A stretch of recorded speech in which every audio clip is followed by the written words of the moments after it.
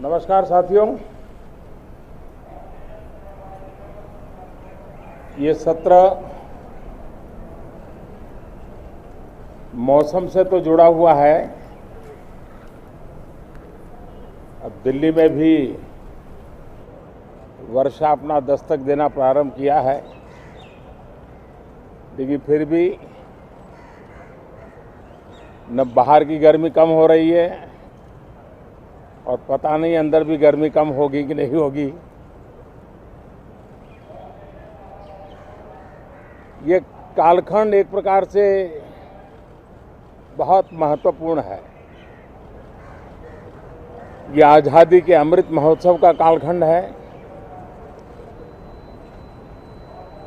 15 अगस्त का विशेष महत्व है और आने वाले 25 साल के लिए देश जब शताब्दी मनाएगा तो हमारी 25 साल की यात्रा कैसी रहे, हम कितनी तेज गति से चले, कितनी नई ऊंचाइयों को पार करें, इसके संकल्प लेने का एक कालखंड है। और उन संकल्पों के प्रति समर्पित होकर के देश को दिशा देना, सदन देश का नेतृत्व करे, सदन के सभी माननीय सदस्य राष्ट्र में नई ऊर्जा भरने के लिए निमित्त बने, उस अर्थ में यह सत्र भी बहुत महत्वपूर्ण है। ये सत्र इसलिए भी महत्वपूर्ण है कि इसी समय राष्ट्रपति पद और उपराष्ट्रपति पद के चुनाव हो रहे हैं। आज मतदान भी हो रहा है और इसी कालखंड में देश को नए राष्ट्रपति, नए उपराष्ट्रपति, उनका मार्गदर्शन प्रारंभ होगा। हम हमेशा सदन को संवाद का एक सक्षम माध्यम मानते हैं, तीर्थ क्षेत्र मानते हैं, जहां खुले मन से संवाद हो, जरूरत पड़े तो वाद विवाद हो, आलोचना भी हो, बहुत उत्तम प्रकार का एनालिसिस करके चीजों का बारीकियों से विश्लेषण हो,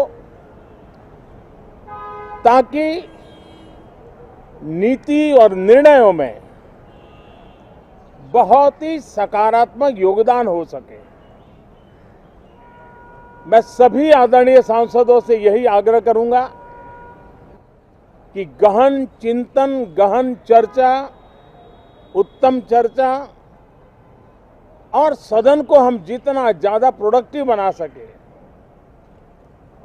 सदन को जितना ज्यादा फ्रूटफुल बना सके, उसलिए सबका सहयोग हो और सबके प्रयास से ही लोकतंत्र चलता है, सबके प्रयास से ही सदन चलता है, सबके प्रयास से ही सदन उत्तम निर्णय करता है। और इसलिए सदन की गरिमा बढ़ाने के लिए भी हम सब अपने कर्तव्यों का निर्वाह करते हुए इस सत्र का राष्ट्रहित में सर्वाधिक उपयोग करें और हर पल याद रखें कि आज़ादी के लिए जिन्होंने अपनी जवानी खपा दी, अपना जीवन खपा दिया, जिंदगी जेलों में काटी, कुछ ने शहादत स्वीकार की, उनके सपनों को ध्यान में रखते हुए और जब 15 अगस्त सामने है तब सदन का सर्वाधिक सकारात्मक उपयोग हो, यही मेरी सबसे प्रार्थना है। आप सबका भी बहुत बहुत धन्यवाद। It's great to see you here. Thank you for watching our work.